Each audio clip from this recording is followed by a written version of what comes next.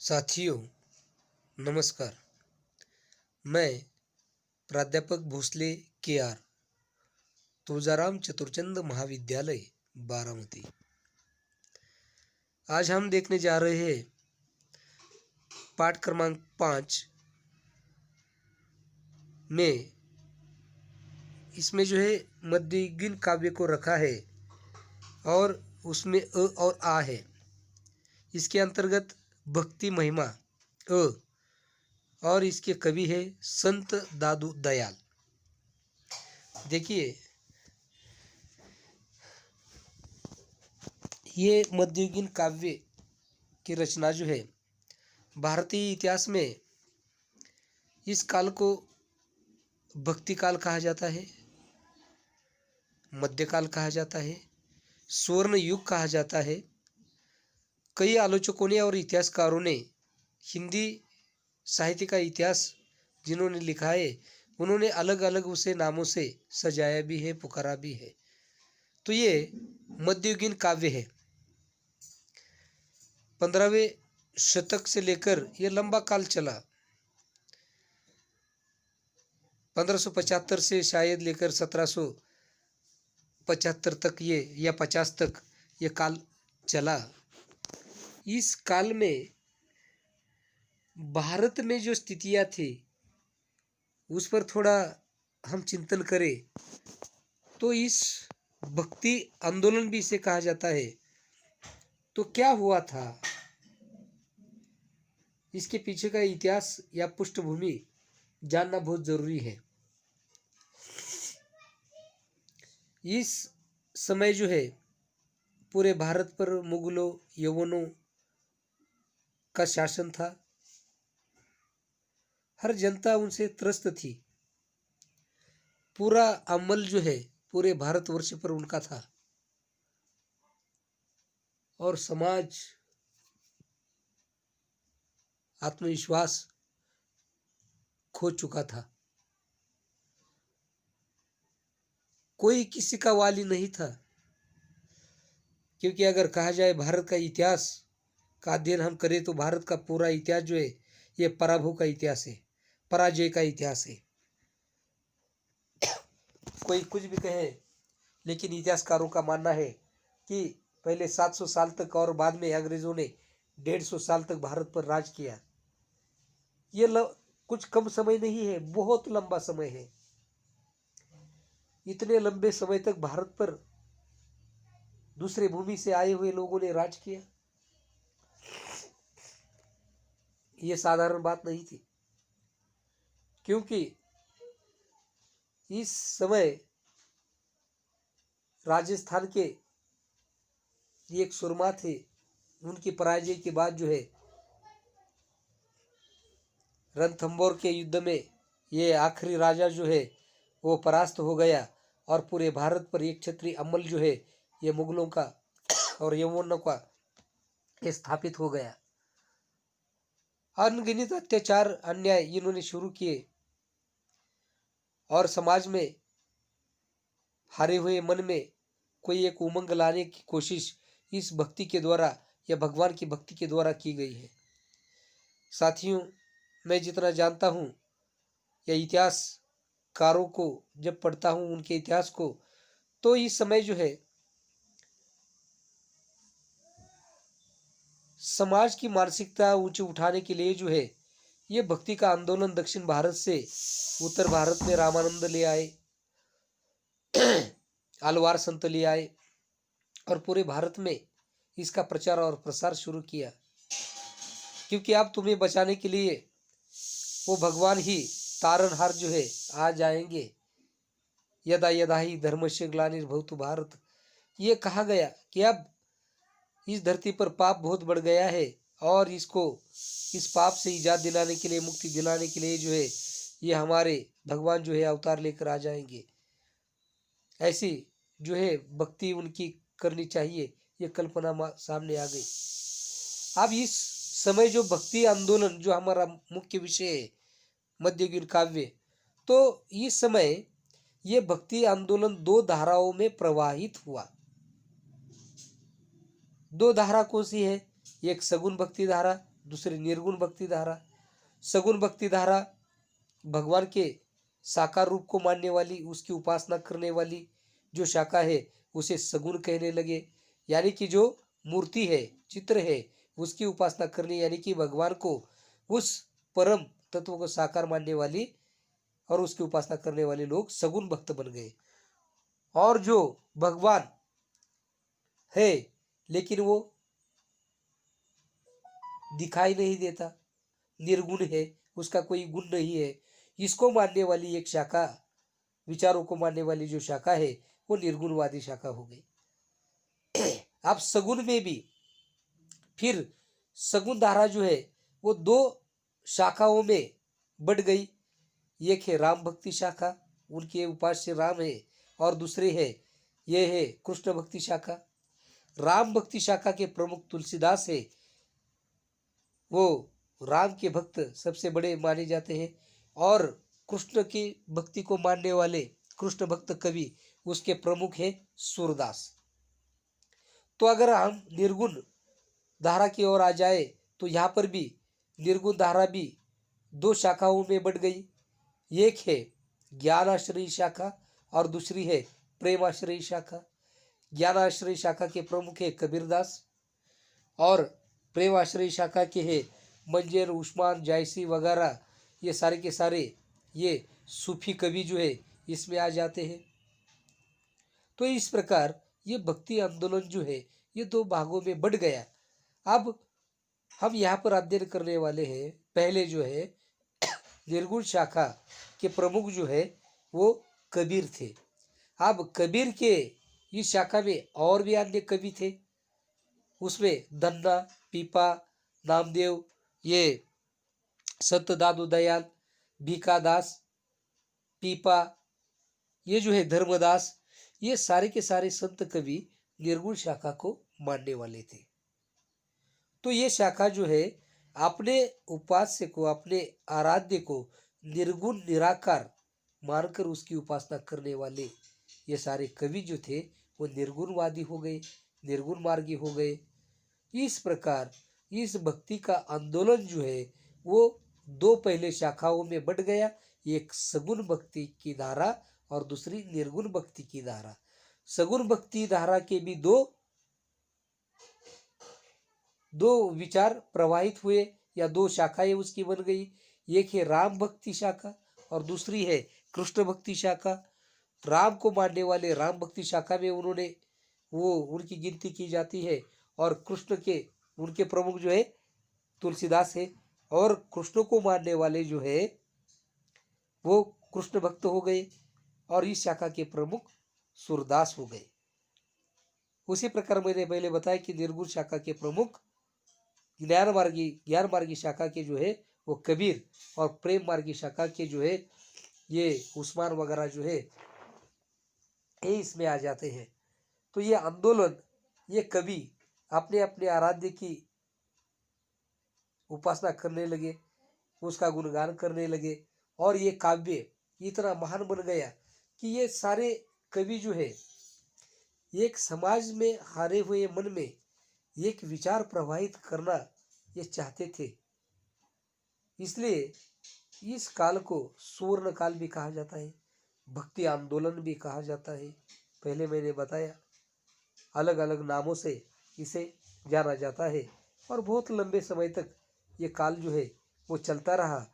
और उसके बाद जो है ये रीति काल, यदि हम हिंदी साहित्य के इतिहास का अध्ययन करेंगे तो आदिकाल, भक्ति काल, रीति काल और आधुनिक काल, इस प्रकार काल विभाजन करके हिंदी साहित्य का इतिहास लिखा जाता है।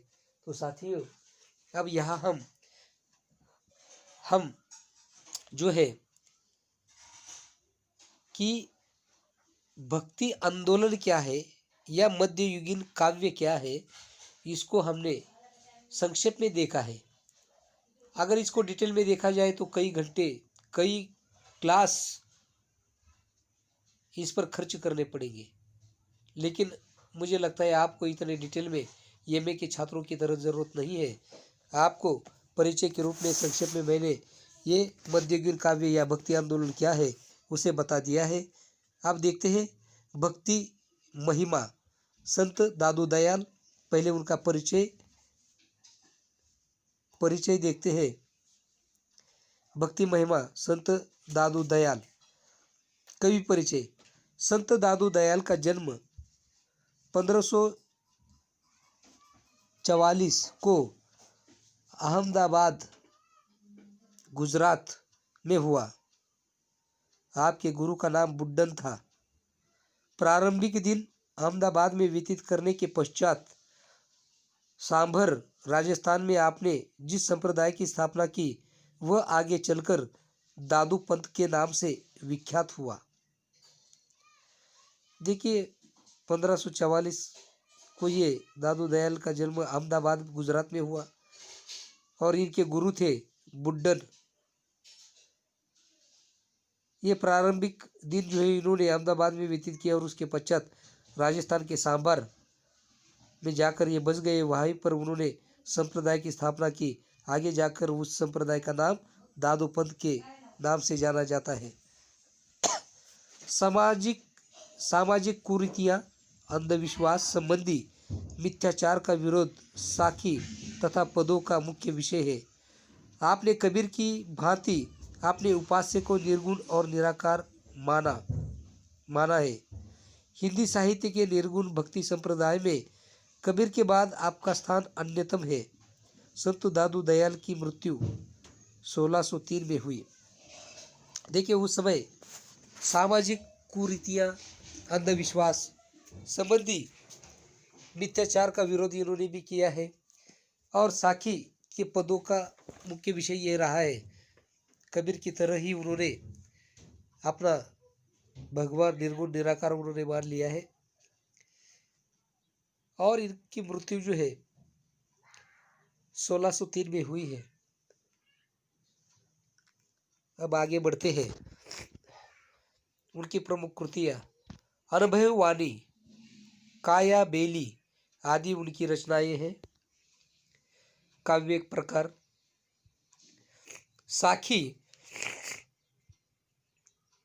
साक्षी का अपभ्रंश है जो वस्तुतः दोहा छंद में लिखी जाती है।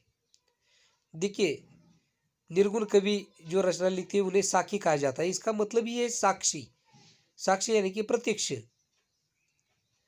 साखी का अर्थ है साक्ष्य, प्रत्यक्ष ज्ञान। देखिए साखी अर्थ है इसका साक्ष्य या प्रत्यक्ष ज्ञान, नीति, ज्ञान, उपदेश और संसार का व्यावहारिक ज्ञान देने वाले छंद साखी नाम से प्रसिद्ध हुए। देखिए नीति, ज्ञान, उपदेश और संसार का जो व्यावहारिक ज्ञान देने वाले छंद साखी नाम से प्रसिद्ध हुए। निर्गुण संत संप्रदाय का अधिकांश साहित्य साखी में ही लिखा गया है, जिसमें गुरु भक्ति और ज्ञान उपदेशों का समावेश है। ये जो निर्गुण संत थे या संप्रदाय थे, इन संप्रदाय का अधिकांश ज्ञान जो है ये साखी साहित्य में ही लिखा गया है, जिसमें गुरु भक्ति और ज्ञान का उपदेशों को समावेश किया गया है। नाथ परंपरा में गुरु वचन ही साखी कहलाने लगे और आगे चलकर नाथ संप्रदाय में जो है ये गुरु वचन को ही साखी ये कहलाते थे। सूफी कवियों द्वारा भी इस छंद का प्रयोग किया गया है। सूफी कवि जो मैंने अभी बताया कि प्रेम आश्रय शाखा को सूफी शाखा कहा जाता है, जिसे हम सूफियाना कलाम कहते हैं आजकल। तो ये सूफियाना कलाम इनके द्वारा ही ये रचा हुआ गाया हुआ ये दिखाई देता है। आजकल फिल्मों में इसका बहुत चल रहा है। इस सूफियाना कलाम को ज़्यादातर ये कैलाश खेर जो गायक है ये गाते हैं। सुनने में बहुत सुंदर एक अलग प्रकार का अनुभव ये सूफियाना कलाम जो है वो दे देता है।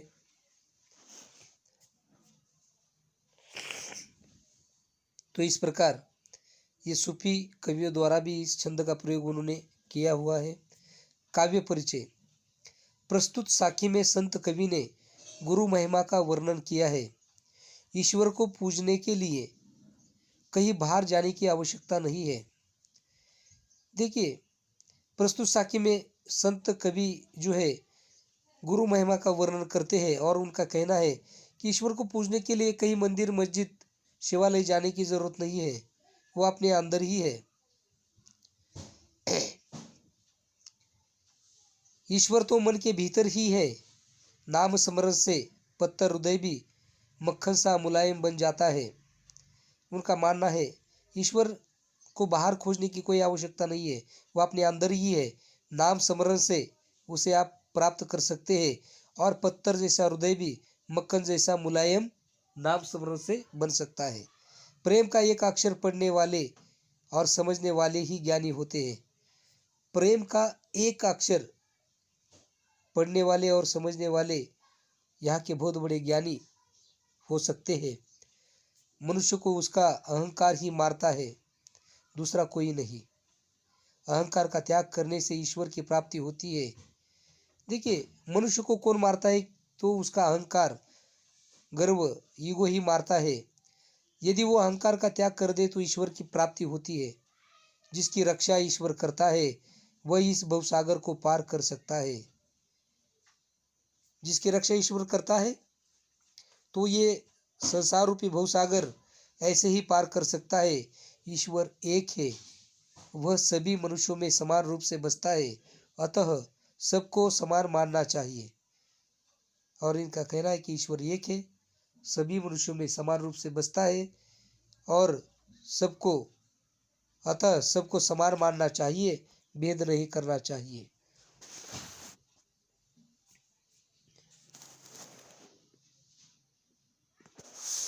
अब मैं पहले इन सारे साखियों को पढ़ता हूँ। माखन मन पहान भया माया रस पिया, पहान मन माखन भया राम रस लिया। जहाँ राम तहाँ मैं नहीं, मैं तहाँ नाही राम। दादू महल बारीखे द्वे कु नाही ठाम। दादू गावे सुरती सो बानी बाजे ताल, यहू मन नाचे प्रेम सो आगे आगे दीन दयाल। जे पहुँचे ते कही गए तिनकी एके बात, सबे साधे साधो एक साधो का एक मत, बीच के 12 बाट। दादू पाती प्रेम की बिरला बाचे कोई, वेद पुराण पुस्तक पढ़े प्रेम बिना क्या होई। कागद काले करी मुए केते वेद पुराण, एके आखर पीव का दादू पड़े सुजान। दादू मेरा बैरी मैं मुआ, मुझे न मारे कोई, मैं ही मुझको मारता मैं मर जीवा होई।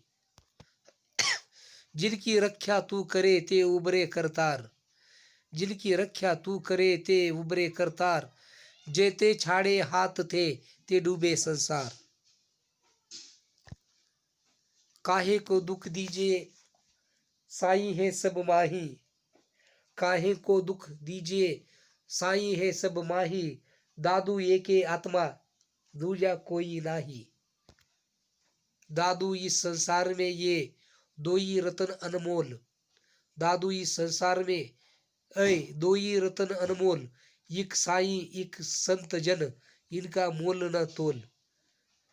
ये संत दादू दयाल ग्रंथावली से लिया गया अंश है।